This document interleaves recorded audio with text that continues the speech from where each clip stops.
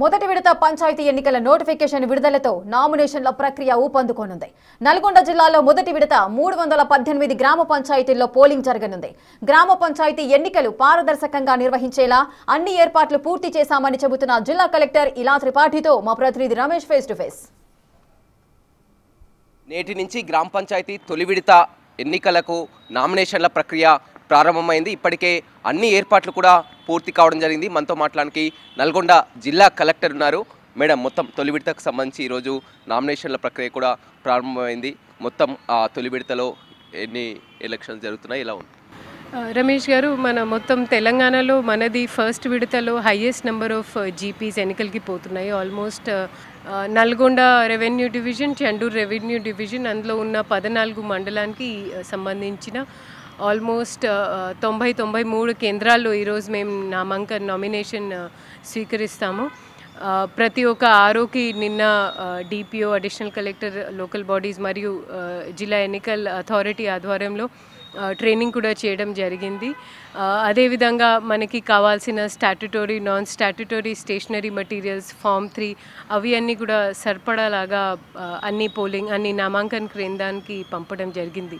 Nomination వేసే అభ్యర్థులు ప్రధానంగా సమర్పించాల్సినటువంటి పత్రాలు అంటే మనం ఫామ్ 3 చూస్తే వాళ్ళ ఖర్చు, కొన్ని ఎన్ఓసీస్ ఉంటాయి, ప్లస్ వారి పాస్పోర్ట్ ఫొటోస్ అండ్ ఆధార్లు, దానికి సంబంధించిన గుర్తింపు ఫస్ట్ వాళ్ళు అక్కడ లోకల్గా నివసిస్తున్నారనేది దాన్ని వాళ్ళు ఎలా నిర్ధారణ చేస్తారు మా ఆ రోజు అనేది దానికి సంబంధించిన కాగితాలు ఉంటుంది.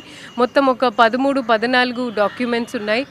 ప్రతి ఒక్క 6 కేంద్రాల్లో మేము ఒక హెల్ప్ డెస్క్ కూడా ఏర్పాటు చేశాము. సో ఎవరైనా అభ్యర్థి వాళ్ళు నెక్స్ట్ డే లేదా ఇల్లుండి ఈ 3 రోజు జరుగుతుంది, 27, 28, 29 ఫస్ట్ ఫేజ్లో.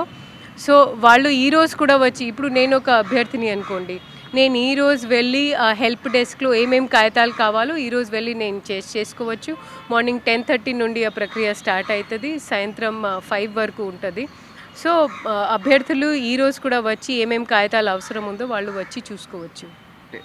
మొత్తం మీద ప్రాసెస్ చూసినట్లయితే ఎప్పటికప్పుడు కూడా ఎన్నికల ఖర్చును కూడా సమర్పించే విధంగా కూడా ఈసారి కొత్తగా కూడా గ్రామ పంచాయతీ ఎన్నికలు గతంలో ఆ తర్వాత సమర్పించేది, కానీ ఈసారి కొత్తగా అంటే మీకు తెలుసు, ఇప్పుడు ఎలా అయితే మనం ఈ ఎన్నిక ప్రక్రియలో మనం ముందుకు పోతూ ఉన్నాము. కొత్త సోషల్ మీడియాలో చాలామంది అభ్యర్థులు ఖర్చు పెడతా ఉన్నారు. అదేవిధంగా ఈసారి మనకి ఫస్ట్ టైం ఏదైతే మనం ఎంసీ జిల్లా స్థాయిలో ఏర్పాటు చేస్తాము, ఈసారి రాష్ట్ర ఎన్నికల కమిషన్ ఇచ్చిన ఆదేశాల మేరకు ఈసారి స్టేట్లో కూడా ఒకటి వాళ్ళు సమీకృతిగా పెడుతున్నారు. ఎందుకంటే కొంతమంది అభ్యర్థులు మొత్తం అంటే 2-3 జిల్లా కలిపి వాళ్ళంతా కూడా పెట్టుబడి పెడతా ఉన్నారు. కాబట్టి దాన్ని దృష్టిలో పెట్టుకొని ఈసారి నామినేషన్ సమయంలోనే ఇది మన ఆరోకి వాళ్ళు సమర్పించాల్సిన అవసరం. ఈసారి బ్యాలెట్ పత్రంలో నోటా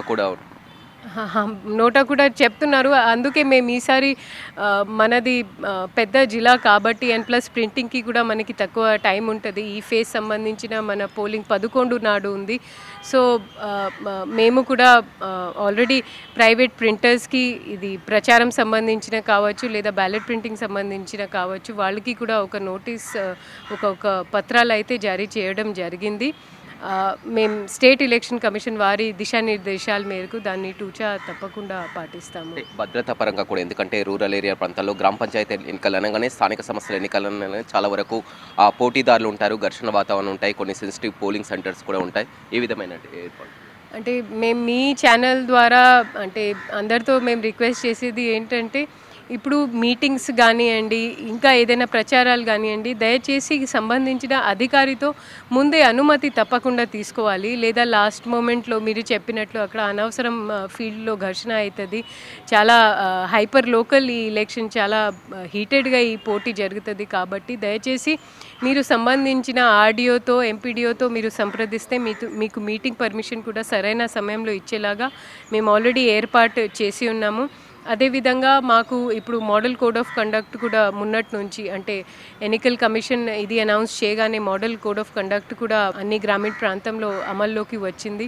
మేము ప్రతి ఒక్క మండలంలో ఒక ఫ్లయింగ్ స్క్వాడ్ టీం కూడా ఏర్పాటు చేశాము. అదేవిధంగా మా జిల్లా కలెక్టరేట్లో డిపిఓ ఆఫీస్లో ఒక 24/7 కాల్ సెంటర్ కూడా ఉంది. స్టేట్ ఎలక్షన్ కమిషన్ది కూడా ఉంది. ఏదైనా ఇష్యూ ఉంటే దయచేసి మీరే శాంతి భద్రతని మీ చేతికి కాకుండా దయచేసి సంబంధించిన అధికారికి తెలియచేయండి. ఎఫ్ఎస్టీ టీం వివరాలు కూడా మేము 33 మండలాలకు సంబంధించిన మీకు మీడియాకి తెలియచేస్తాము.